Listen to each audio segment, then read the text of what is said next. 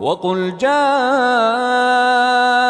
الحق وزهق الباطل إن الباطل كان زهوقا. بسم اللہ الرحمن الرحیم. وما ارسلناک الا رحمتا للعالمین.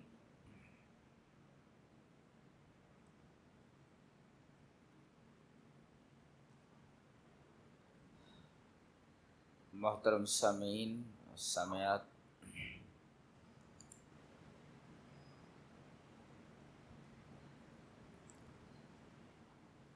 خطبہ مسنونہ کے بعد میں نے سورہ انبیاء کی ایک مشہور آیت کریمہ تلاوت کی ہے، اور آج اس مبارک محفل میں اسی آیت کریمہ کے تناظر میں کچھ باتیں آپ کے سامنے پیش کروں گا.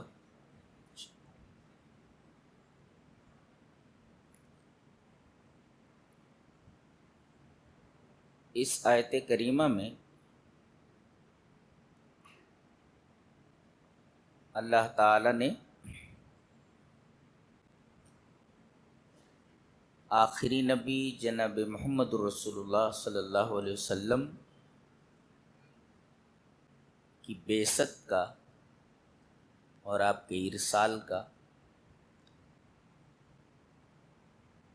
مقصد، سبب اور اہم علل بیان کیا. یوں تو آپ کی بعثت کے بہت سارے مقاصد ہیں، بہت سارے اسباب ہیں، بہت ساری علتیں ہیں، لیکن سب سے بڑا سبب، سب سے بڑی علت اس آیت کریمہ میں بیان کی گئی.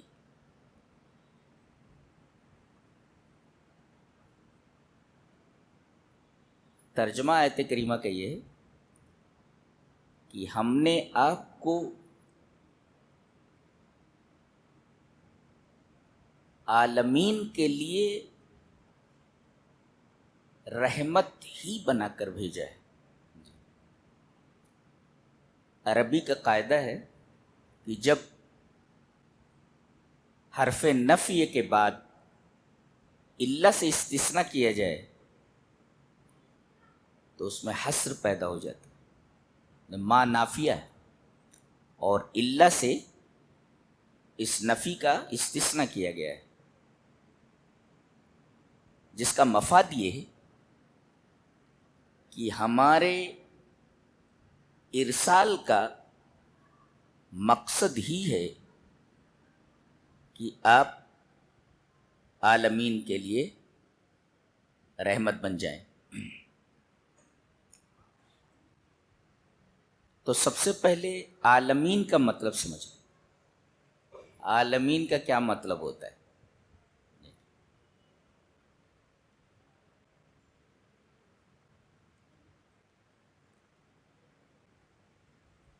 فرعون نے حضرت موسیٰ سے پوچھا، قال فرعون وما رب العالمین. فرعون نے پوچھا موسیٰ یہ رب العالمین کیا ہوتا ہے؟ تو حضرت موسیٰ نے جواب دیا، قال رب السماوات والارض وما بینہما. آسمانوں، زمینوں اور ان کے درمیان جتنی چیزیں ہیں سب کا رب ہے. تو عالمین کا مطلب معلوم ہے، رب مانے رب، لیکن اب عالمین کا مطلب ہوا کہ آسمانوں، زمینوں اور ان کے درمیان جتنی بھی چیزیں ہیں سب عالمین، یعنی کل ما سوی اللہ، اللہ کے سوا جتنی بھی چیزیں ہیں سب عالمین میں داخل. اور ہم نے آپ کو عالمین کے لیے رحمت ہی بنا کر بھیجا ہے. عالمین کا معنی معلوم ہو گیا.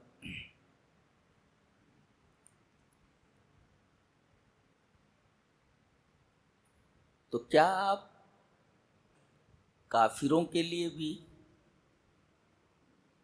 اپنے گالی دینے والے کے لیے بھی، رب کا انکار کرنے والوں کے لیے بھی، شرک کرنے والوں کے لیے بھی آپ رحمت ہیں؟ جی. شرک اتنا بڑا گناہ ہے کہ اس سے بڑا گناہ تو کوئی ہو ہی نہیں سکتا. اس لیے کہ رب تعالی نے فرمایا کہ شرک کرنے والے کو میں نہیں بخشوں گا. شرک کے علاوہ جتنے بھی گناہ ہیں میں معاف کر سکتا ہوں.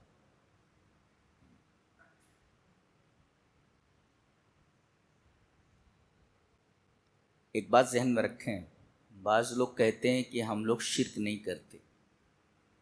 ہم لوگ پکے موحد ہیں،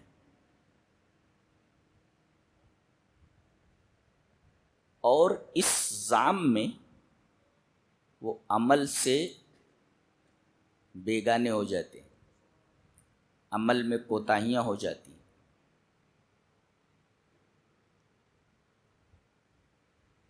ایسے لوگوں کو بھی توحید کے باوجود جہنم میں ڈال دیا جائے گا. چلیے وہ حدیث دیکھ لیتے ہیں پہلے. حدیث اس طرح: وعن ابی ذر قال قال رسول اللہ صلی اللہ علیہ وسلم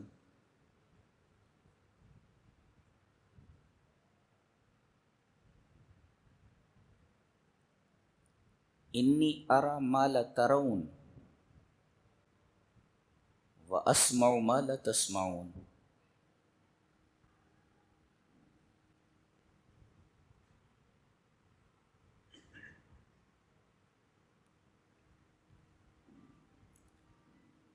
اتت السماء وحق لها ان تئت وما فيها موضع اربع اصابع الا وملك واضع جبهته ساجدا لله والله لو تعلمون ما اعلم لضحكتم قليلا ولبكيتم كثيرا.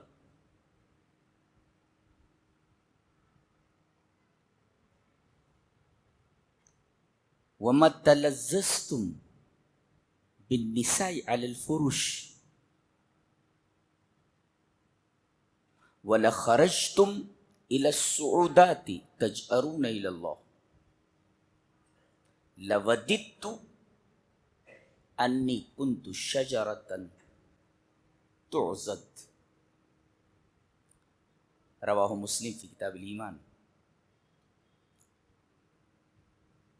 حضرت ابو ذر غفاری کہتے ہیں کہ رسول اللہ صلی اللہ علیہ وسلم نے ارشاد فرمایا جو میں دیکھ رہا ہوں وہ تم نہیں دیکھ رہے ہو، جو میں سن رہا ہوں وہ تم نہیں سن رہے ہو. اتت السماء، یہ تو کا مطلب ہوتا ہے چرچرانا. آسمان چرچرا رہا ہے. اتت السماء وحق لها ان تئت، اور اسے کیوں نہیں چرچرانا چاہیے؟ حق ہے کہ چرچرائے ہو. کیوں؟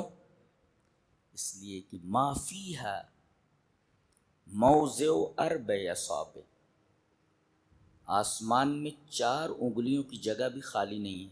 اتنی بھی جگہ کہ وہاں فرشتہ سجدے میں گرا ہوا ہے، اپنی پیشانی رکھے ہوئے اور سجدہ کر رہا ہے. آپ نے قسم کھا کر کے بتایا واللہ، اللہ کی قسم، اگر تم لوگ وہ چیز جان لو جو میں جانتا ہوں تو لضحکتم قلیلا ولبکیتم کثیرا، ہنسنا بھول جاؤ گے، رونے کے وقت تمہیں کچھ نہیں سجھائی دے گا. اور تم لوگ صحراؤں میں نکل جاتے، جیسے پاگل ہوتا ہے آبادیوں میں لوگوں کو دیکھ کر گھبراتا ہے، صحراؤں میں نکل جاتا ہے، تو تم پاگلوں کی طرح صحراؤں میں نکل جاتے، جنگلوں میں نکل جاتے اللہ کی پناہ لیتے ہوئے۔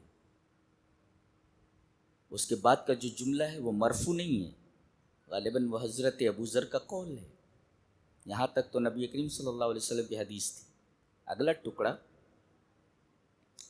ابو ذر غفاری کا ہے کہ لوددت، کاش، انی کنت شجرۃ تعضد، کاش میں ایک درخت ہوتا اسے کاٹ دیا جاتا۔ اب اس کے بعد بھی اگر آدمی یہ سمجھے کہ صرف توحید ہمارے پاس ہے، عمل کی کوئی ضرورت نہیں ہے، اور اسی پر ہمیں جنت میں ڈال دیا جائے گا، خام خیالی ہے اس کی، خام خیالی۔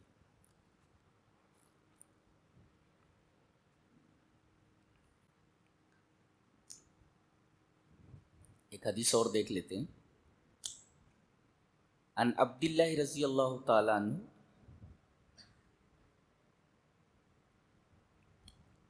قال قال رسول اللہ صلی اللہ علیہ وسلم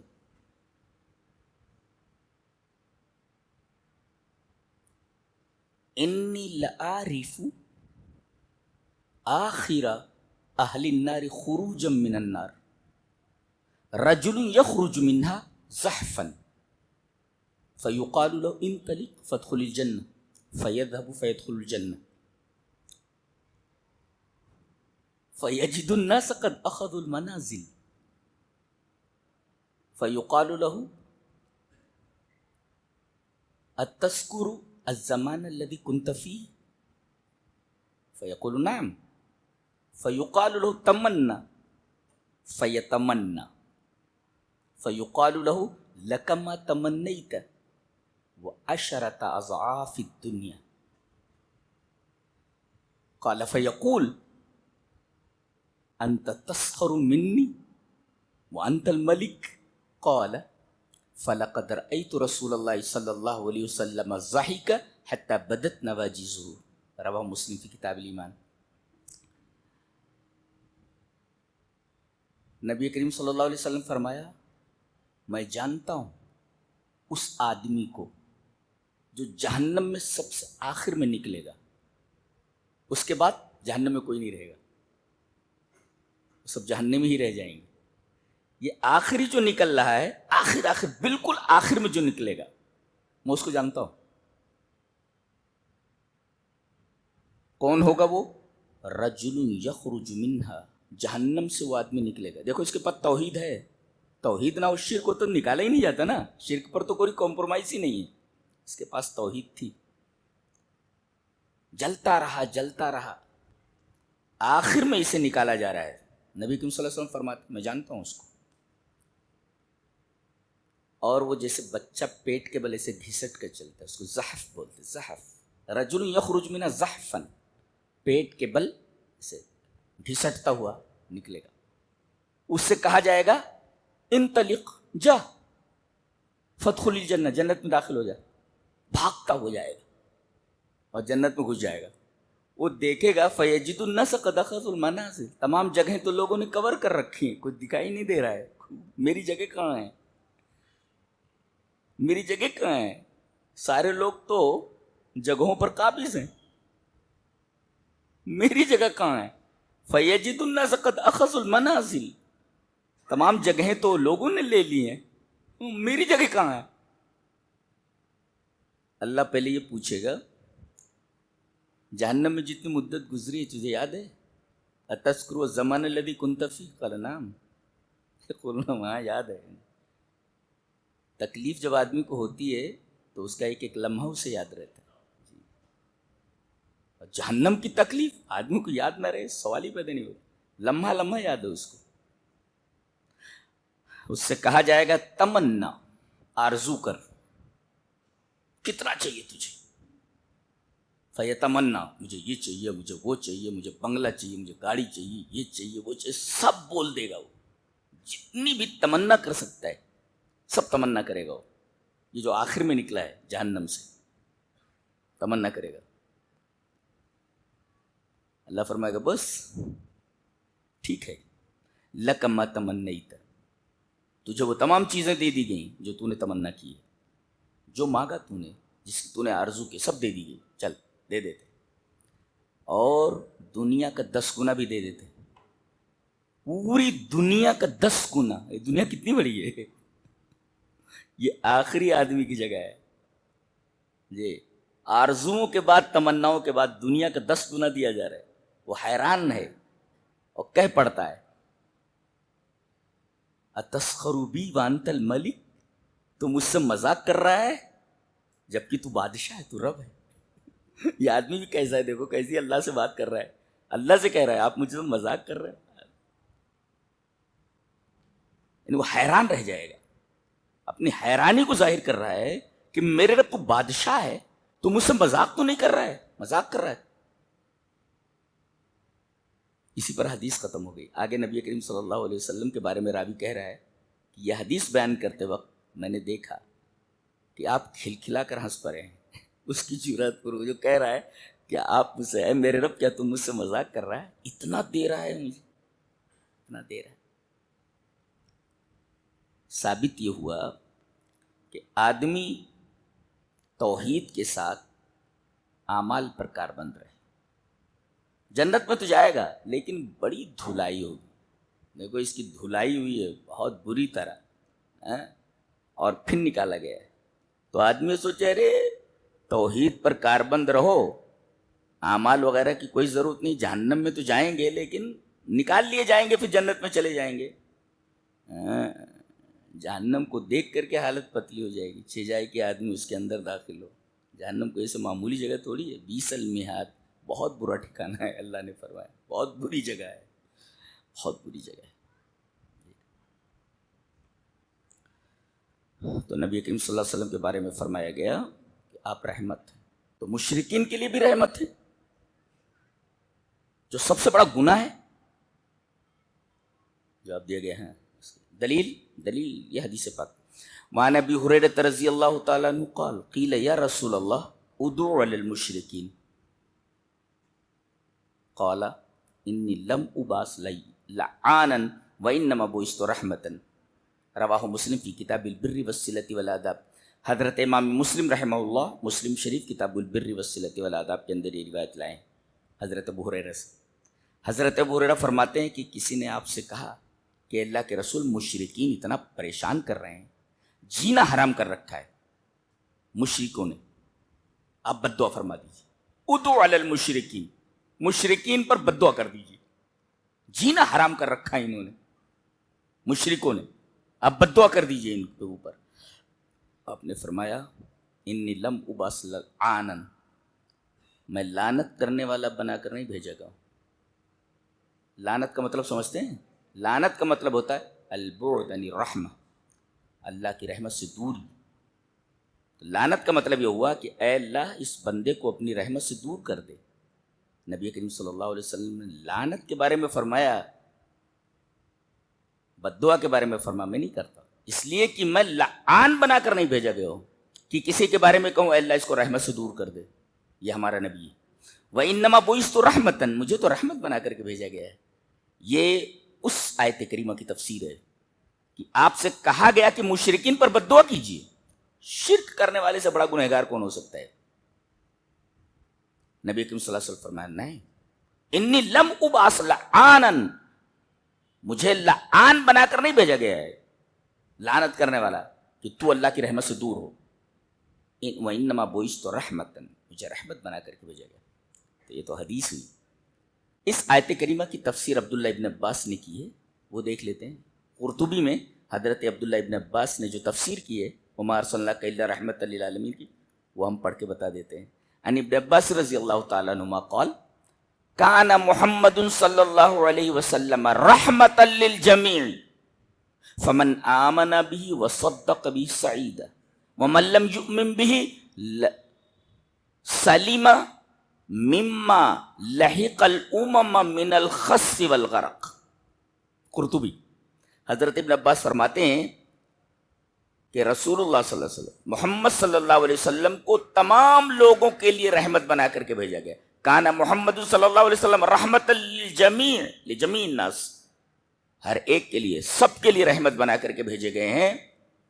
تو جو آدمی آپ پر ایمان لے آیا اور آپ کی تصدیق کر دی وہ خوش نصیب ہوا، سعید.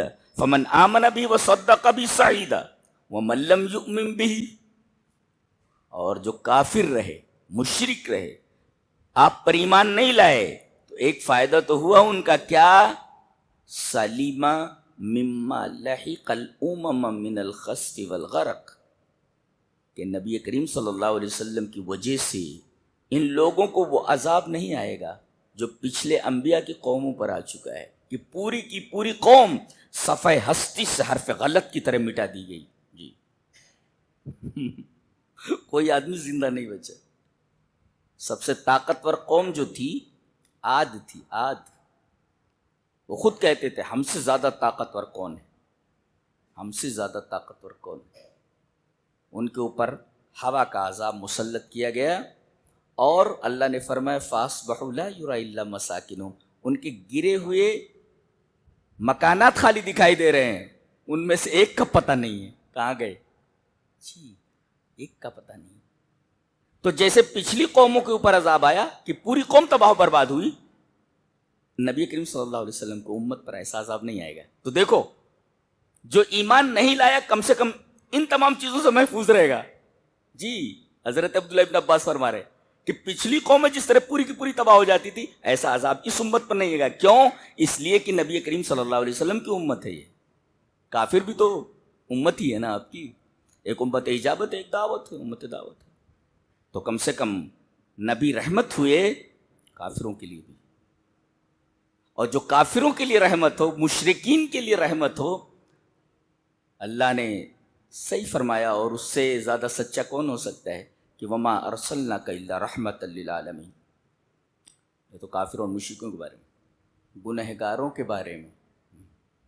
اچھا آدمی گناہ کر کے پہنچا ہوا ہے، پھنس گیا ہے، اب وہاں تو کوئی کسی کے کام آنے والا ہے نہیں، اس کے پاس نیکیاں نہیں ہیں اتنی جس سے وہ جنت میں جائے، پھنس گیا، وہ گنہگار ہے. نبی کریم صلی اللہ علیہ وسلم اس کی سفارش فرمائیں گے. دلیل یہ حدیث پاک ہے. وعن ابی ہریرہ رضی اللہ تعالیٰ عنہ قال قال رسول اللہ صلی اللہ علیہ وسلم انا سید ولد آدم یوم القیامہ واول من تنشق عنہ الارض واول شافع واول مشفع رواہ ابو داؤد فی کتاب السنہ. حضرت امام ابی داؤد رحمہ اللہ ابو داؤد شریف میں یہ روایت کتاب السنہ کے اندر لائیں. راوی حضرت ابو ہریرہ ہے. حضرت ابو ہریرہ فرماتے ہیں کہ نبی اکرم صلی اللہ علیہ وسلم نے ارشاد فرمایا میں تمام اولاد آدم کا سردار ہوں گا قیامت کے دن، اور سب سے پہلے میری زمین پھٹے گی. ایک کہانی کہی جاتی ہے کہ کوئی صاحب وہاں گئے مدینہ میں، آپ کی قبر کے پاس کھڑے ہو کر کے انہوں نے کوئی نعت پڑھی. نعت پڑھی. نعت اتنی عمدہ تھی کہ نبی کریم صلی اللہ علیہ وسلم کا ہاتھ دست مبارک قبر سے باہر آ گیا اور اس سے ہاتھ ملایا، السلام علیکم. یہ کہانیاں کہاں سے گڑھ کے لا رہے ہیں لوگ. اس لیے کہ ہاتھ نکلنے کے لیے قبر کا پھٹنا ضروری ہے. اور نبی کریم صلی اللہ علیہ وسلم فرما رہے کہ قیامت کے دن جب میں نکلوں گا تبھی وہ قبر پھٹے گی. یہ تو اس حدیث کے خلاف بول رہا ہے، اس حدیث کے خلاف اس کا عقیدہ ہے. اس لیے کہ ہاتھ نکلنے کے لیے قبر کا پھٹنا ضروری ہے، انشقاق ضروری ہے. وَأَوَّلُ مَن تَنشَقُّ عَنْهُ الْأَرْضُ، سب سے پہلے میری قبر پھٹے گی اور میں نکلوں گا.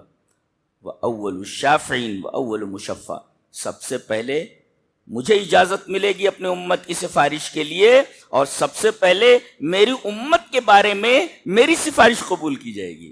تو آپ کس کی سفارش کریں گے؟ سفارش کس کی جاتی ہے؟ جو آدمی پھنس گیا ہو.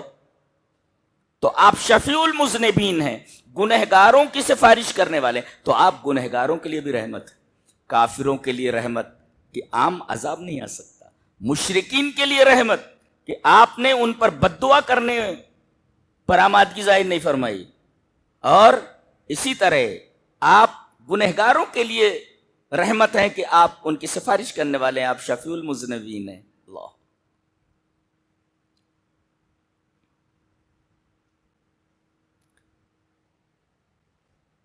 ایک مخلوق ہے نور کی. مخلوق تین طریقے کی ایک حدیث میں بیان کی گئی. چلیے وہ حدیث پڑھ لیتے ہیں. حدیث اس طرح. وعن عائشہ رضی اللہ تعالی عنہ قالت قال رسول اللہ صلی اللہ علیہ وسلم خلقت الملائکۃ من نور وخلق الجان من مارج من نار وخلق آدم مما وصف لكم رواہ مسلم فی کتاب الزہد. حضرت امام مسلم رحمہ اللہ مسلم شریف کتاب الزہد کے اندر یہ روایت اسی طرح لائے ہیں. راویہ حضرت عائشہ ہیں. حضرت عائشہ فرماتی ہیں کہ رسول اللہ صلی اللہ علیہ وسلم ارشاد فرمایا کہ اللہ نے فرشتوں کو نور سے بنایا ہے. خلقت الملائکۃ من نور وخلق الجان من مارج من نار, اور جنات کو آگ کے شعلے سے پیدا کیا ہے. وخلق آدم مما وصف لكم, اور آدم کو اس چیز سے پیدا کیا گیا ہے جو تم سے بیان کر دیا گیا ہے, یعنی مٹی سے. جی تو فرشتوں کو نور سے, جنات کو آگ سے, اور انسان کو مٹی سے, آدم کو مٹی سے. یہ تین مخلوق. آپ فرشتوں کے لیے بھی رحمت ہے. نوری مخلوق جو نظر نہیں آتی اس کے لیے بھی رحمت ہے آپ. کیسے؟ چلو حدیث دیکھتے ہیں. حدیث اس طرح. وعن جابر بن عبد اللہ رضی اللہ تعالی عنہ قال قال رسول اللہ صلی اللہ علیہ وسلم من اکل من هذه البقلة الثوم وقال مرة من اکل البصل والثوم والكرة فلا يقربن مسجدنا فإن الملائكة تتأذى مما يتأذى منه بنو آدم. رواہ مسلم فی کتاب المساجد. امام مسلم رحمہ اللہ اس حدیث کو مسلم شریف کتاب المساجد کے اندر ایسا ہی لائیں جہاں انہوں نے مساجد کا چیپٹر باندھا ہے. راوی حضرت جابر بن عبداللہ. حضرت جابر فرماتے ہیں کہ رسول اللہ صلی اللہ علیہ وسلم فرمایا جو آدمی اس سبزی کو کھا لے, کون سی؟ الثوم, کچا لہسن. آپ نے ایک بار فرمایا من اکل البصل, کچی پیاز جس نے کھا لی, والثوم, کچی لہسن کھا لی, اور کراس اس کو کہتے ہیں گندنا بولتے ہیں اس کو, بالکل پیاز جیسا ہوتا ہے, پیاز جیسا, بڑی بدبو ہوتی ہے اس میں, گندنا ہوتا ہے. گندنا اتنی بدبو جات چیز کھا لے آدمی تو فلا یقربن مسجدنا, ہماری مسجد کے قریب نہ ہے. سگریٹ کی بدبو ہے, سگریٹ پی کر کے جب تک منہ کی بدبو ختم نہ ہو جائے مسجد میں نہیں آنا ہے, مسجد کے قریب نہیں آنا ہے. مسجد میں داخل ہونا تو دور کی بات. تمباکو کھانے والے, تو یہ تمام چیزیں ہیں. کیوں یہ چیزیں کھا کر مسجد کے قریب نہ آئے؟ کیوں؟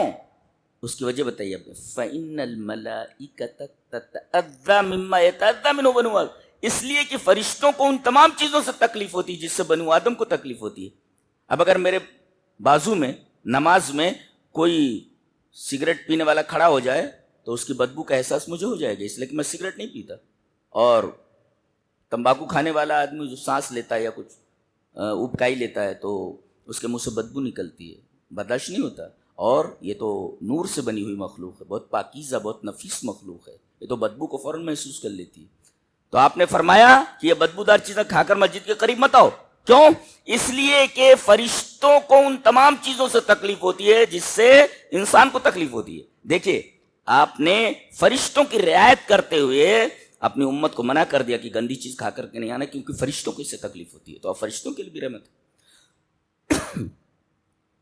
جن, اس کے لیے رحمت ہیں آپ جی, اس لیے کہ آپ جنوں کے بھی رسول ہیں اور ان کی بھی رعایت آپ نے فرمائی.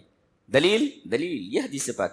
وعن عبداللہ ابن مسعود رضی اللہ تعالیٰ عنہ قال قال رسول اللہ صلی اللہ علیہ وسلم لا تستنجوا بالروث ولا بالعظام فإنه زاد اخوانکم من الجن. رواہ الترمذی فی کتاب الطہارہ. حضرت امام ترمذی اس حدیث کو ایسے ہی ترمذی شریف کتاب الطہارہ کے اندر لائیں. راوی حضرت عبداللہ ابن مسعود ہے.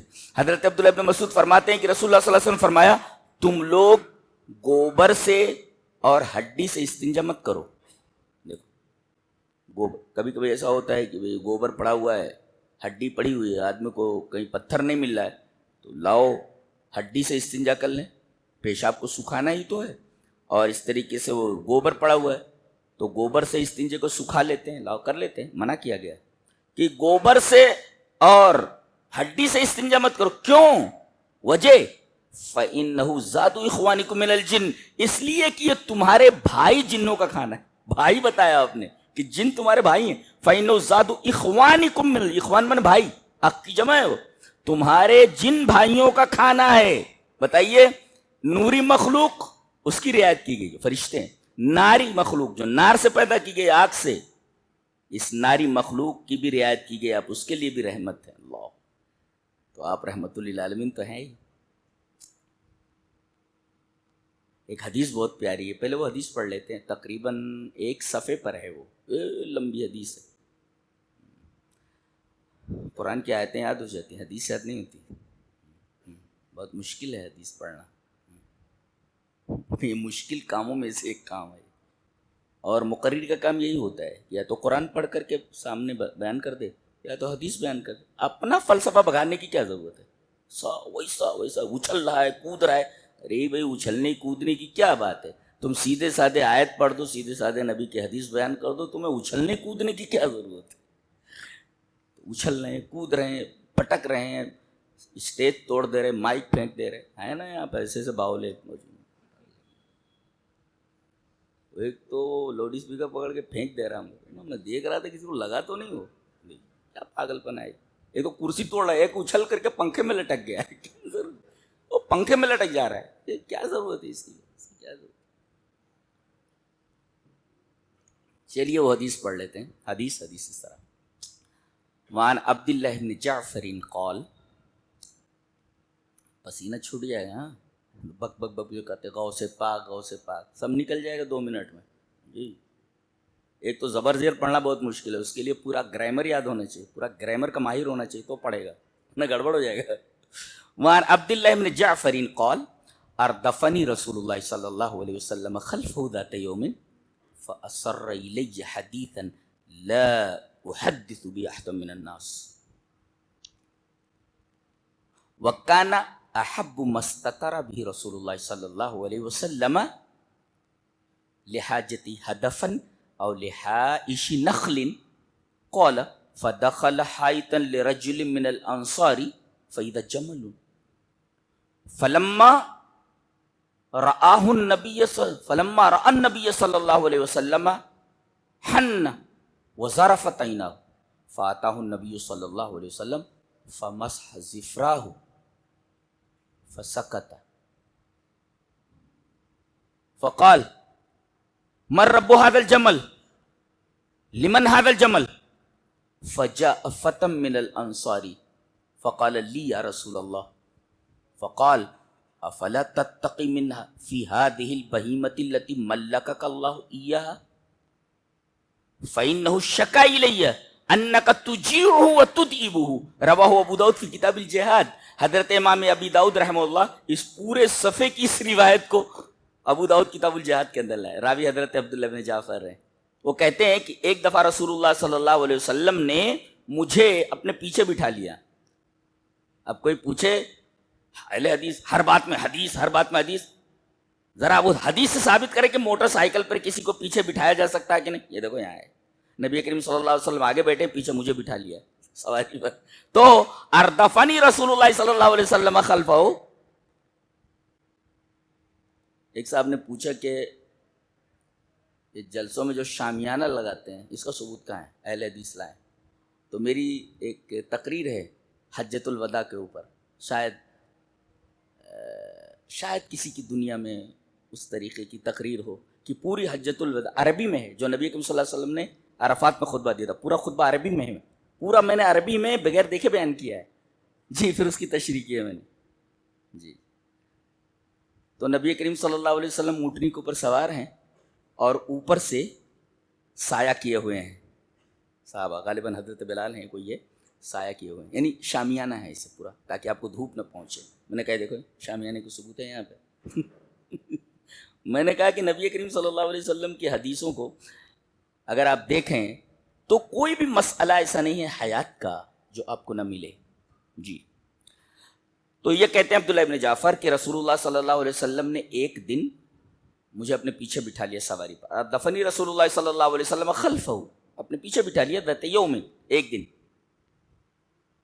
یہ بچے ہیں، کہتے ہیں مجھ سے ایک بات نبی نے بتائی چپکے سے، فأسر، اسرار کہتے ہیں ٹو وhisper، کان میں بول دینا، فأسر الیہ، مجھ سے نبی نے چپکے سے ایک بات کہی، لا احدث به احد من الناس، میں وہ بات کسی کو نہیں بتاؤں گا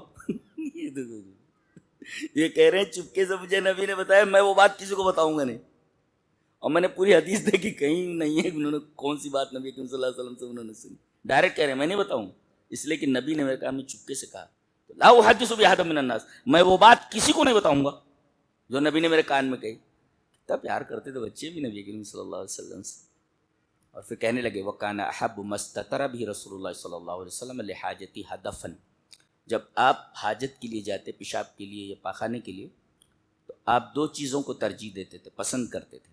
ایک تو کوئی اونچی جگہ ہو، آڑ ہو. ہدف کا مطلب آڑ ہے. ایسے یہ آڑ ہے، یہ اس کے کوئی پتھر ہو ایسے بڑا سا، اس کی آڑ میں آپ استنجا فرماتے تھے. اسے آڑ ہے، ہدف آڑ ایسے. یہ آڑ ہے، پتھر ہے بڑا سا، یہاں آپ استنجا فرما رہے ہیں.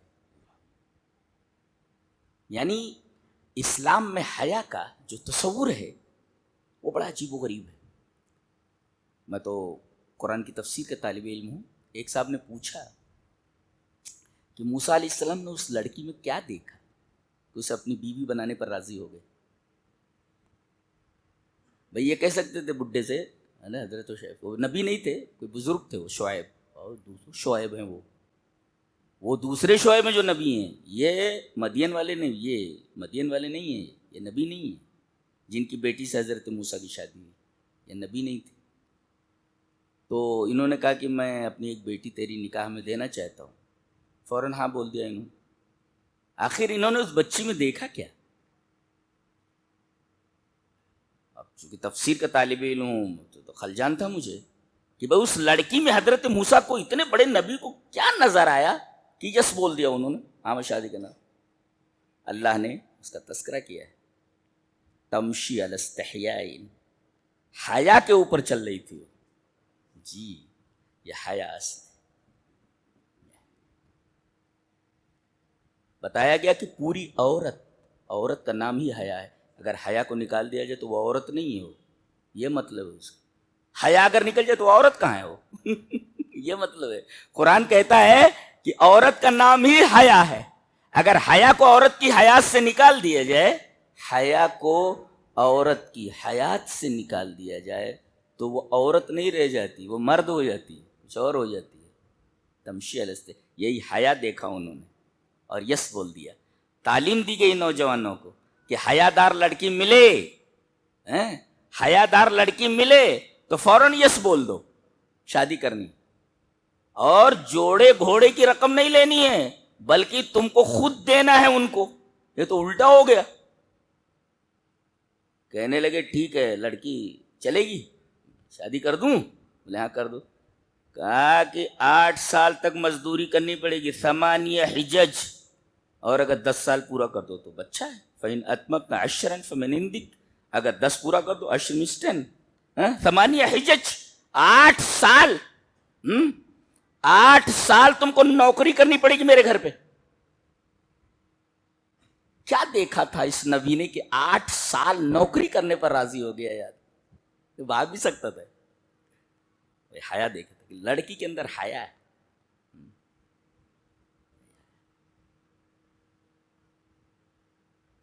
اور اسی حیا کی وجہ سے 8 سال تک برتن مانجے ہیں انہوں نے وہاں پہ. برتن مانجے، وہاں بکریاں چرائی ہیں. تمشی علی استحیاء، حیا اصل ہے، حیا. تو نبی کریم صلی اللہ علیہ وسلم جب استنجا فرماتے تو کوئی آڑ ہوتی تھی، آڑ، اور حائش نخل، یا کھجوروں کا جھنڈ ہوتا، جھنڈ کھجوروں کا، جھاڑیاں ہوتی کھجوروں کی، وہاں آپ استنجا فرماتے. یہ نبی کو پسند تھا. وَكَانَ أَحَبُّ مَا اسْتَتَرَ بِهِ رسول اللہ صلی اللہ علیہ وسلم لِحَاجَتِهِ هَدَفًا أَوْ حَائِشَ نَخْلٍ. کہتے ہیں کہ ایسے ہی آپ کو استنجا لگی تو فَدَخَلَ حَائِطًا لِرَجُلٍ مِّنَ الْأَنصَارِ، ایک انصاری آدمی کا باغ تھا، اس باغ میں آپ استنجے کے لیے گھس گئے. جیسے کہ تو وہ انصاری کا وہ اونٹ جو تھا وہاں کھڑا تھا. فَإِذَا جَمَلٌ سے اونٹ وہ کھڑا تھا. جیسے ہی نبی کو دیکھا، فَلَمَّا رَأَى النَّبِيَّ صلی اللہ علیہ وسلم حَنَّ، آپ کو دیکھتے ہی دور دور سے رونے لگا ہو. وَزَرَفَتْ عَيْنَاهُ، اور اس کی آنکھوں سے آنسو بہنے لگے. یہ دیکھو رونے لگا اور آنکھوں سے آنسو بہنے لگے. فَأَتَاهُ النَّبِيُّ صلی اللہ علیہ وسلم, نبی کریم صلی اللہ علیہ وسلم اس کے پاس آئے. فَمَسَا ذِفْرَا, اس کے ذفرا کو آپ نے, ذفرا کہتے ہیں وہ کان کے پیچھے جو ہڈی ہوتی ہے, اس کان کے پیچھے آپ دیکھیں گے اونٹ کے جو ہڈی ہوتی ہے اس کو آپ سہلانے لگے ایسے ایسے اونٹ کے سہلانے. فَسَكَتَ, چپ ہو گئے. اللہ اکبر. اس اونٹ کو بھی معلوم ہے کہ اللہ کا نبی ہے, ادھر آ گیا ہے, یہ اللہ کا نبی ہے.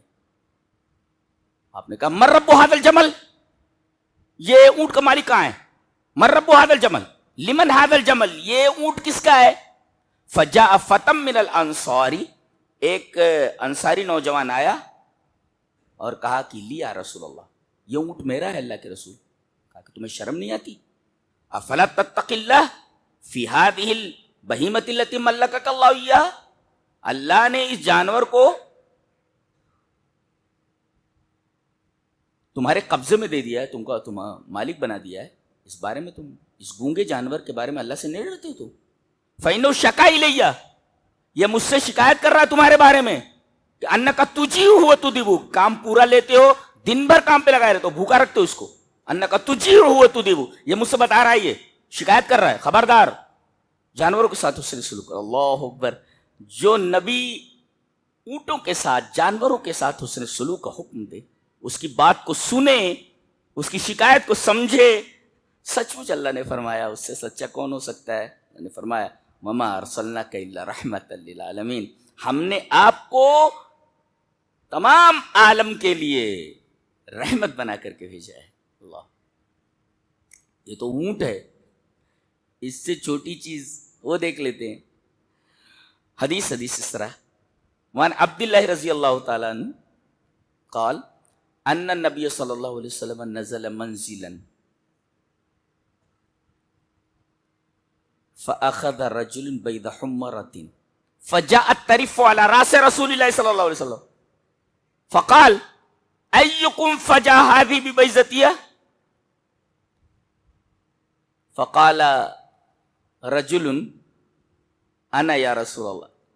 فقال رجل أنا يا رسول الله أنا أخذت بيضتها. فقال اردد. فقال النبی صلی اللہ علیہ وسلم اردد رحمت اللہ. رواہ البخاری فی الادب المفرد. حضرت امام بخاری رحمہ اللہ اس حدیث کو ادب المفرد کے اندر اللہ روایت صحیح ہے.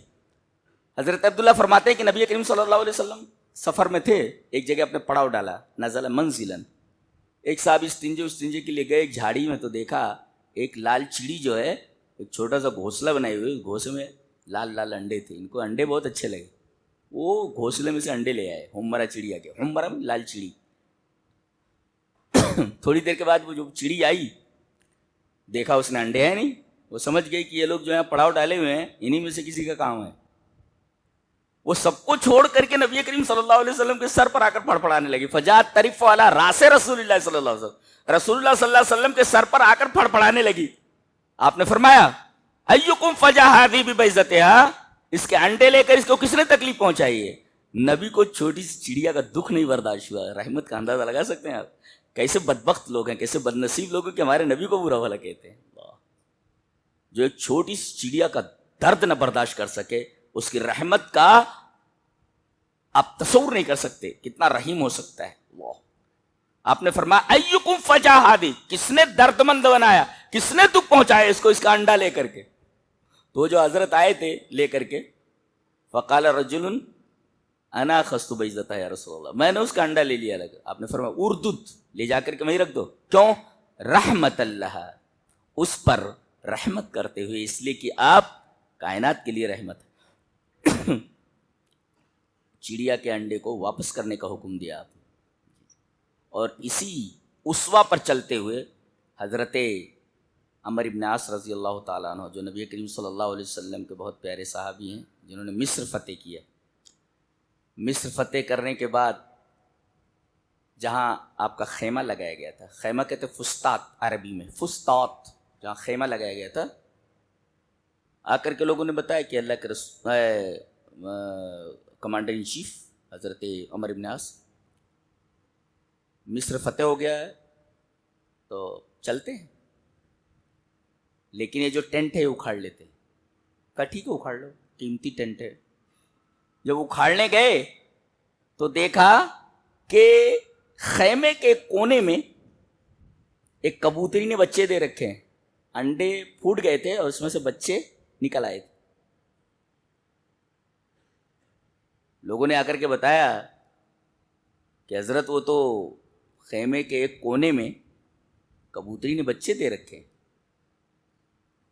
حضرت عمر ابن عاص نے کہا خیمہ ایسے ہی چھوڑ دو، اس لیے کہ یہ ہمارے مہمان ہیں، ہم اپنے مہمانوں کو دکھ نہیں پہنچانا چاہتے۔ یہ ہے اسلام، اس کو اسلام کہتے ہیں۔ اور ویسے ہی خیمہ اتنا قیمتی خیمہ تھا، بہت دور تک پھیلا ہوا، اور برکت دیکھو کہ اللہ تعالیٰ نے اسی جگہ توفیق دی لوگوں کو ایک شہر بسایا، اس شہر کا نام فسطاط، خیمہ اسی کا نام، اسی جگہ پہ بنایا، دور تک یہ پورا شہر آباد ہے۔ نبی کریم صلی اللہ علیہ وسلم نے انڈے لوٹوا دیے، انڈے لے کر کے رکھ دو، تو یہ تو جانور ہے، اونٹ ہے، یہ چڑیا ہے، بے جان چیز۔ چلیے وہ حدیث بھی دیکھ لیتے ہیں۔ حدیث اس طرح، وعن انس رضی اللہ تعالی عنہ ان النبی صلی اللہ علیہ وسلم کان یخطب الى جذع فلما اتخذ المنبر ذهب الى المنبر فحن الجذع فاتاه فاحتزنه فسكن فقال لو لم احتزنه لحن الى یوم القیامہ، رواہ ابن ماجہ فی کتاب اقامت الصلاۃ والسنۃ فیہا۔ حضرت امام ابن ماجہ شریف کتاب اقامت الصلاۃ کے اندر اس روایت کو اسی طرح لائے ہیں، راوی حضرت انس بن مالک۔ حضرت انس فرماتے ہیں کہ نبی کریم صلی اللہ علیہ وسلم جو خطبہ دیتے تو ایک تنا تھا، اسے کھجور کا تنا، تو اس پر آپ ہاتھ رکھتے تھے، سہارا لیتے تھے۔ ایک عورت نے آ کر کے کہا کہ اللہ کے رسول، میرا جو بیٹا ہے وہ نجار ہے، بڑھئی ہے، بڑھئی کا کام کرتا ہے، تو آپ کے لیے ممبر بنا دیتے۔ کہ ٹھیک ہے، تو وہ لکڑی کا ممبر بنا کر کے لائے۔ اب وہ جس کے اوپر آپ سہارا لیتے تھے تنے کے اوپر، وہ تنا دور ہو گیا۔ اب جب آپ خطبہ دینے کے لیے کھڑے ہوئے تو سسکیوں کی آواز سنائی دینے لگی، وہ رو کدھر رہا ہے، کون رو رہا ہے؟ تو آپ نے کان لگا تو دیکھا اس میں سے رونے کی آواز آ رہی ہے، اس کو استوان حنا نہ کہتے، اس میں سے سسکیوں کی آواز آ رہی تھی۔ آپ صلی اللہ علیہ وسلم ممبر سے اترے اور اس کو اپنے گود میں لے لیا، فاحتضنہ، اس کو گود میں لے لیا، حزن مانے گود، فاحتضنہ، اسے گود میں لے لیا۔ تو جیسے بچے کو گود میں لے تو سسکنا بند کر دیتا ہے، رونا بند کر دیتا ہے، ایسے ہی جب آپ دور ہٹ گئے تو وہ رونے لگا، اور جب اسے سینے سے لگا لیا تو چپ ہو گیا، فسکن، فقال، پھر آپ نے فرمایا لو لم احتضنہ، اگر میں اس کو اپنے سینے سے نہ لگاتا تو لحن الی یوم القیامہ، کہیں بھی اس کو رکھ دیتے، پھینک دیتے، قیامت تک روتا رہتا ہے۔ اللہ، تو یہ تو بے جان چیز ہے۔ بے جان چیز کو دیکھو کہ نبی کریم صلی اللہ علیہ وسلم ایک بے جان چیز کو محسوس کر رہے ہیں اور اس کو گلے سے لگا رہے ہیں۔ لکڑی ہے، وہ لکڑی جان نہیں ہے، بے جان چیز ہے۔ تو آپ تو سب کے لیے رحمت ہیں، اس کو گود میں، لکڑی کو گود میں لے لیا، اس نے رونا بند کر دیا۔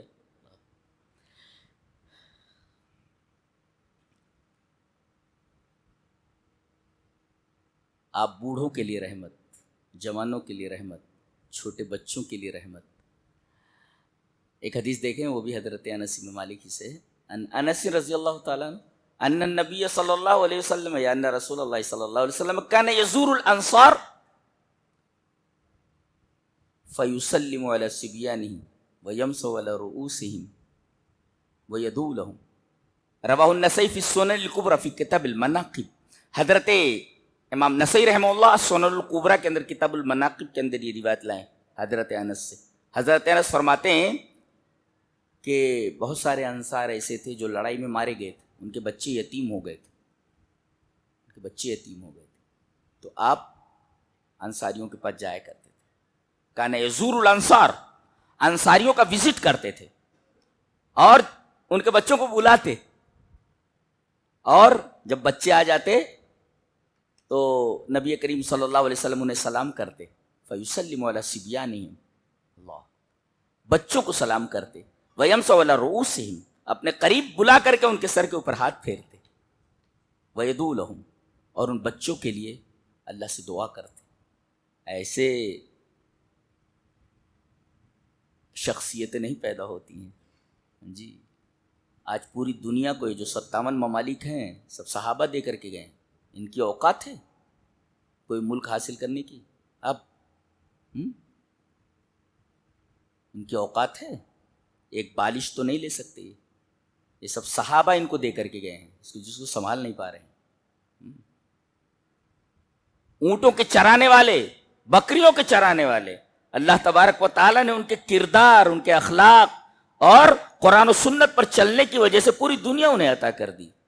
ہم تو ایک مکان کے لیے، ایک دکان کے لیے ترستے ہیں، اللہ نے فرمایا پوری دنیا تمہارے حوالے کر دیتے ہیں، اس لیے کہ تم نے اپنا سب کچھ ہمارے نبی کے حوالے کر دیا تو پوری دنیا تمہارے حوالے کر دیتے۔ آج وہی نہیں ہے ہمارے اندر، ایک سنت پر عمل کرنا ہو تو جان نکلتی ہے۔ ابھی پوچھا جائے اس میں کتنے لوگ ہیں جو تہجد گزار ہیں، شاید کوئی ملے جو تہجد کا پابند ہو جی، اور کہتے ہیں کہ بھئی ہمارے اوپر ظلم ہو رہا ہے فلاں، ہمارے، ارے کوئی ظلم نہیں کر رہا ہے تمہارے اوپر، تم خود ظالم ہو۔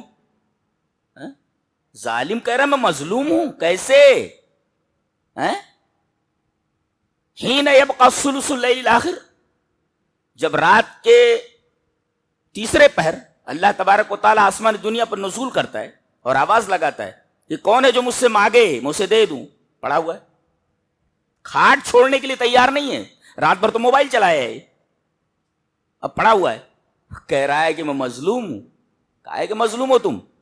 سب سے بڑے ظالم تو تم ہو، لہذا یہ مت کہو کہ ہمارے اوپر ظلم ہو رہا ہے، تم اس لائق ہو، تم اس لائق ہو، تم رسول اللہ صلی اللہ علیہ وسلم کی توہین کے مرتکب ہو، تم اللہ تبارک و تعالیٰ کی ذات کے توہین کے مرتکب ہو۔ تم مسلمانوں کی زندگی ایسے ہوتی ہے کہ اللہ آواز دے رہا ہو کہ اس کو جواب دینے والا نہیں،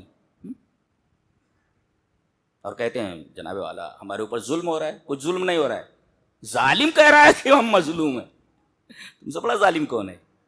اللہ، پوری زندگی گزر جاتی، توفیق نہیں ہوتی کہ ترجمے کے ساتھ پورا قرآن پڑھ جائیں، اور کہتے ہیں کہ ہم مظلوم ہیں۔ تمہارے گھروں میں قرآن کی جگہ پر ٹی ویاں لگی ہوئی ہیں، ہر فرد گھر کا موبائل میں الجھا ہوا ہے، کسی کو قرآن سے لینا دینا نہیں، نماز سے لینا دینا، کہتے ہو کہ ہم مظلوم ہیں، کہا ہے کہ مظلوم ہو تم؟ یہ سب مکرے پنا چھوڑ دو، کوئی مظلوم نہیں ہے، یہ سب ظلم کے مرتکب ہیں۔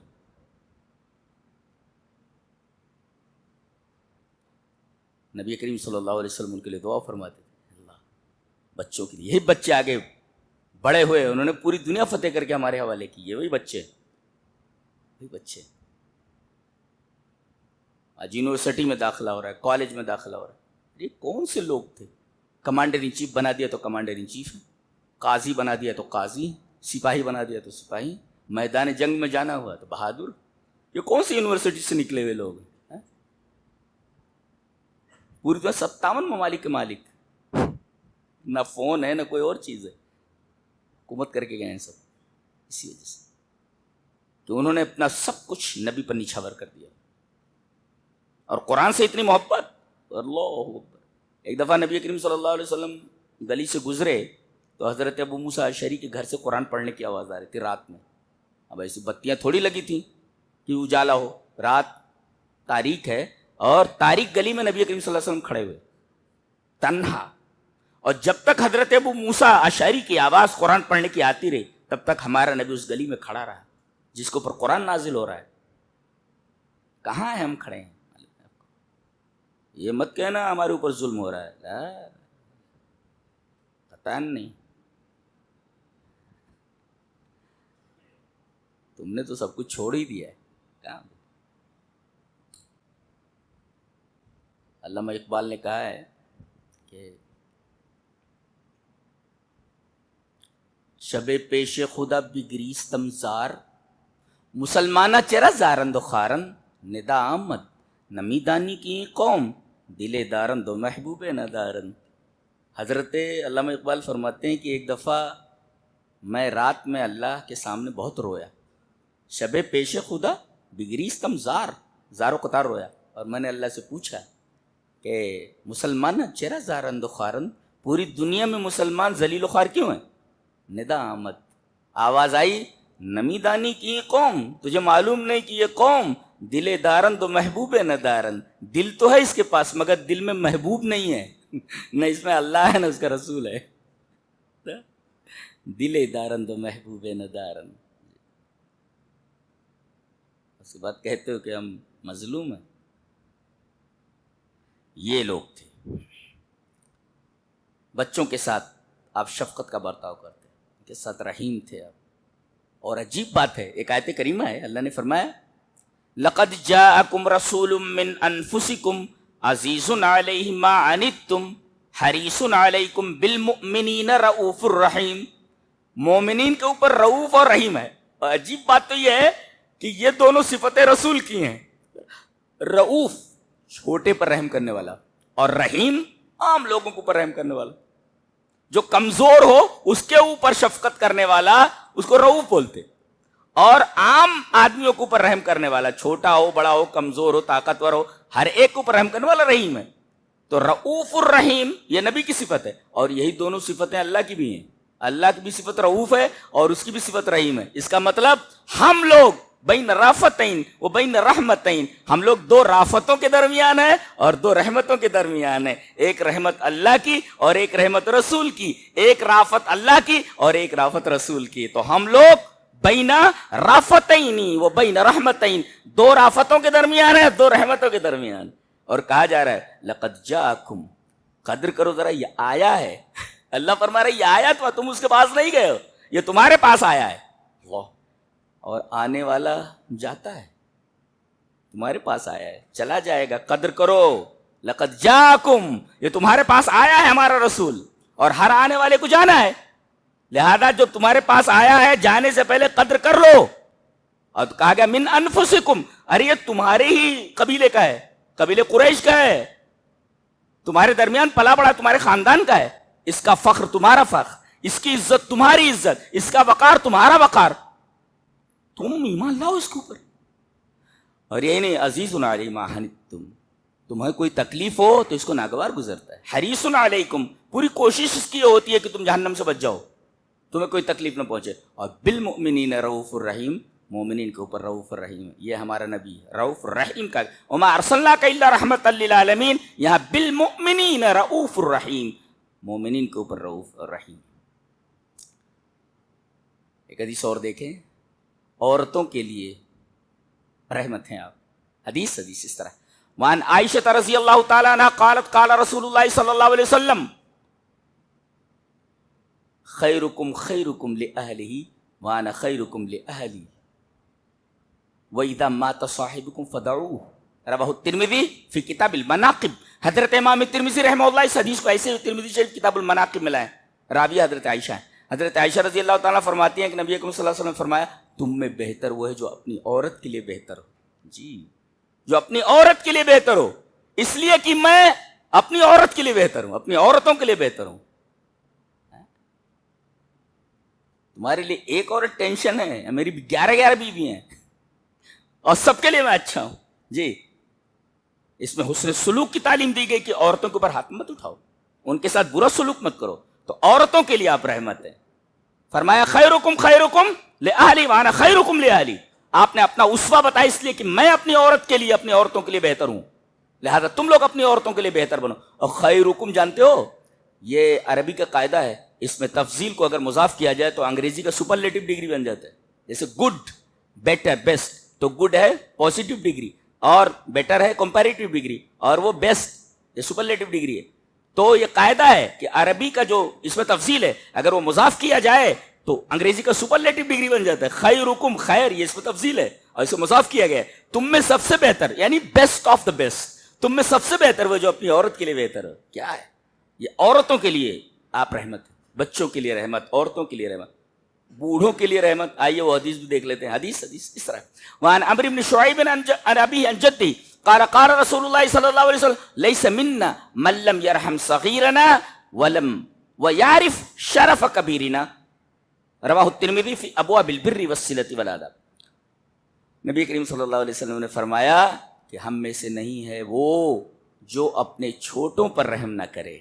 جی، اور چھوٹا اپنے بڑے اور بوڑھے کے وقار کو نہ جانے, اس کے شرف کو نہ جانے. گویا حکم دیا گیا کہ بڑوں کو چاہیے کہ چھوٹوں پر رحم کریں, اور چھوٹوں کو حکم دیا گیا کہ بڑوں کی توقیر کریں. میں نے اپنے بھائی کو دیکھا, چچا زاد بھائی, مجھ سے کافی بڑے تھے. میں اس وقت حفظ کر رہا تھا, چھٹیوں میں آیا ہوا تھا. تو میرا جو, اب تو ہم لوگ تو مالیگاؤں میں ہیں, وہ کھیتی میری اب بھی وہاں ہے, کھیتی باڑی تو بٹیا پہ دی ہوئی ہے. تو تالاب کے اوپر ہے گھر, تالاب کے بالکل کنارے ہے میرا گھر, ایک گھر. تو پہلے باتھ روم وغیرہ نہیں ہوا کرتے تھے, جس کا گھر پانی کے کنارے ہوتا تھا تو استنجا وغیرہ ادھر کر لیتے تو بڑی آسانی ہوتی تھی. تو میرا گھر, تو میں اچانک استنجے کے لیے گیا تو میرے چچا زاد بھائی بڑے تھے, نوکری کر رہے تھے, وہ اچھے کوالیفائڈ تھے, وہ سگریٹ پی رہے تھے. میں چھوٹا سا تھا, اتنا بڑا تھا, 12 سال کی عمر میں تو حفظ کیا میں نے, اتنا بڑا تھا میں.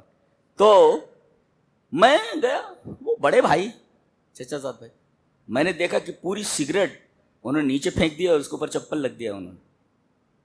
کہاں رہ گیا وہ؟ اب تو بڑے بھائی کے سامنے وہ چھوٹا پیتا ہے, چھوٹا گٹکا کھاتا ہے اس کے سامنے, نہ بڑوں کو کوئی وقار ہے نہ کچھ. تو اونٹ رے اونٹ, تیری کون سی کل سیدھی. تو ہمارا معاملہ وہی اونٹ جیسا ہو گیا ہے, کوئی کل سیدھی نہیں ہے جی, ساری کل خراب ہے, مظلوم بنے پھر رہے ہیں. لیس منا من لم یرحم صغیرنا ویعرف شرف کبیرنا, ہم میں سے وہ نہیں ہے جو ہمارے چھوٹوں پر رحم نہ کرے اور چھوٹے ہمارے بڑوں کی توقیر نہ کریں, ان کے شرف کو نہ سمجھیں. تو یہاں آپ بوڑھوں کے لیے رحمت ہے اور بچوں کے لیے رحمت ہے, من لم یرحم صغیرنا. اور پھر عام اعلان فرمایا گیا, وان جریر نے عبداللہ رضی اللہ تعالیٰ. عجیب بات یہ ہے کہ اس کو امام بخاری کتاب التوحید میں لا رہے, اللہ, یعنی رحم کا تعلق ڈائریکٹ توحید سے, یعنی بے رحم آدمی موحد ہو ہی نہیں سکتا, یعنی جتنا رحم کم ہے اتنی توحید اس کی کم ہے.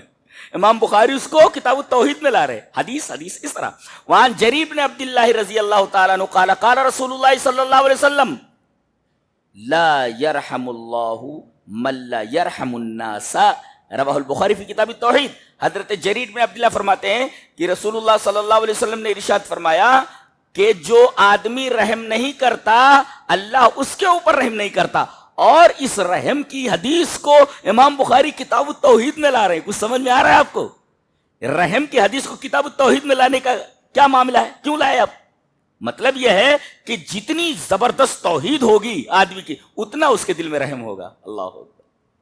ہم کہتے ہیں ہم موحد ہیں, تو توحید ہمیں رحم کرنا سکھاتی ہے. بیویوں کے ساتھ رحم, بچوں کے ساتھ رحم, اپنے والدین کے ساتھ رحم, اپنے پڑوسی کے ساتھ رحم, غیر مسلم ہے اس کے ساتھ بھی رحم. تمام لوگ عام ہے یہ نہیں کہ مسلمانوں کے ساتھ رحم کرو, ملا رحم, من کوئی بھی ہو اس کے ساتھ آپ کو رحم کرنا ہے. ہمارا نبی تو اونٹوں کے ساتھ اور اس طریقے سے چھوٹے پرندوں کے ساتھ رحم کرتا تھا. یہ تو بہرحال انسان ہے, ان کے ساتھ رحم کرنے کا حکم دیا گیا ہے جی. اور خاص طور سے ایک طبقہ ہے معاشرے میں یتیموں کا, وہ بھی ہم نے چھوڑ رکھا ہے. چلے وہ حدیث پڑھ لیتے پہلے. حدیث اس طرح,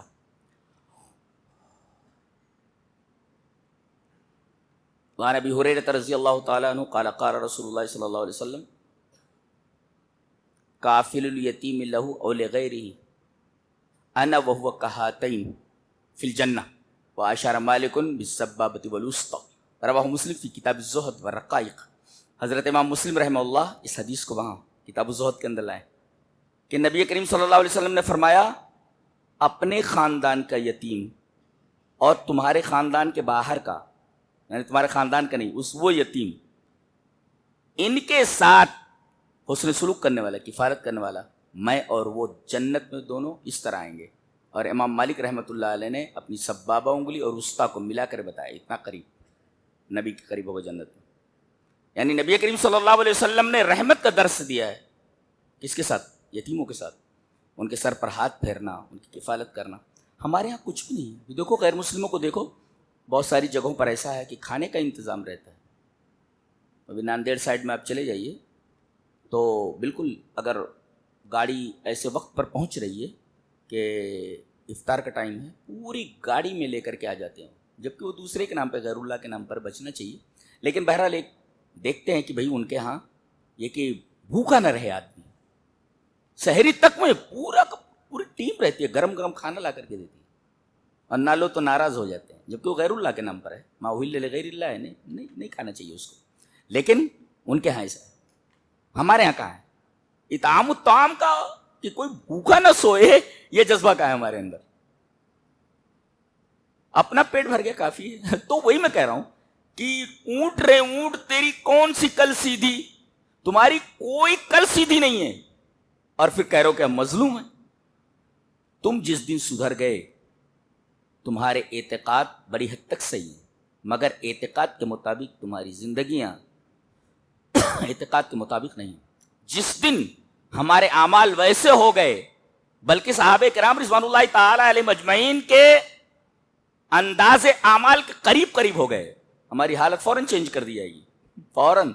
इसलिए कि अल्लाह का वादा है, ज़ालिका बिअन्नल्लाह लम यकुन मुग़य्यिरन नेमतन हत्ता युग़य्यिरु मा बिअन्फुसिहिम। अल्लाह तबारक व तआला उस वक्त तक किसी नेमत को नहीं बदलता जब तक आदमी उसको खुद बदलने की कोशिश न करे जी। तो हम अपने आप को बदल लें, अल्लाह हमारे हालत बदल देगा। हम अपने आप को नहीं बदल रहे ना, इसी वजह से हमारे हालत नहीं बदल रहे, और दिन ब दिन हमारे हालात बद से बदतर होते जा रहे हैं। कुछ अच्छा नहीं दिख रहा है, फ्यूचर कुछ अच्छा नहीं दिख रहा है। लिहाजा अब भी बहुत वक्त बचा है अपने आप को सुधारने के लिए। अल्लाह से कुर्बत बनाओ, तहज्जुद की पाबंदी करो, अखलाक को अच्छा करो, और अपनों के अलावा गैरों के साथ भी अच्छा बर्ताव करो, और उस मकाम तक पहुँचोगे अल्लाह तबारक तआला खुद हमारे हालत बदल देगा। हमारे हालात बहुत ख़राब हो गए हैं, वो हमारे अमलों का नतीजा है, हमारे अमलों का नतीजा। अल्लाह तबारक तआला हमारे हालात पर रहम फरमाए, और हमें मुवहिद, पक्का मुवहिद होने के साथ साथ नबी करीम सल्लल्लाहु अलैहि वसल्लम की सुन्नत के मुताबिक हर अमल को करने की तौफीक अता फरमाए। व आखिर दावाना अनिल हम्दुलिल्लाहि रब्बिल आलमीन।